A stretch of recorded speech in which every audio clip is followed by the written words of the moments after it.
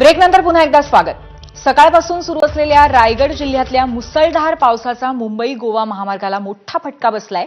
मुंबई गोवा महामार्गाजवळच्या नागोठणे कोलाड खांब परिसरामध्ये खड्ड्यांमुळे रस्त्यांवरती मोठ्या प्रमाणावरती पाणी साचलंय आणि याचा वाहतुकीवरती प्रचंड मोठा परिणाम झालाय।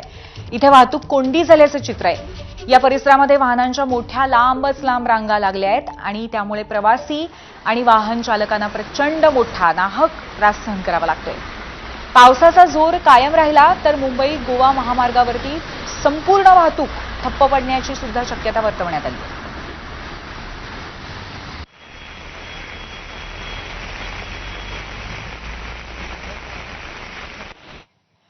तर रायगडच्या म्हसळा तालुक्यामध्ये सकाळपासून तुफान पाऊस सुरू आहे। म्हसळा तालुक्यातील धोरजे गावाला जोडणारा छोटा पूल पाण्याखाली गेलाय।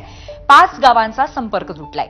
तर म्हसळा दिघी मार्गावर सुद्धा पाणी साचल्यामुळे वाहन चालकांची तारांबळ उडाली आहे। रायगड जिल्ह्याला आज हवामान विभागाने पुढचे काही तास अतिमुसळधार पावसाचा इशारा दिलाय। सकाळपासून काही भागात जोरदार पाऊस सुरू आहे। दक्षिण रायगडमधल्या म्हसळा श्रीवर्धन तालुक्यामध्ये सुद्धा पावसाने सकाळपासून झोडपलंय।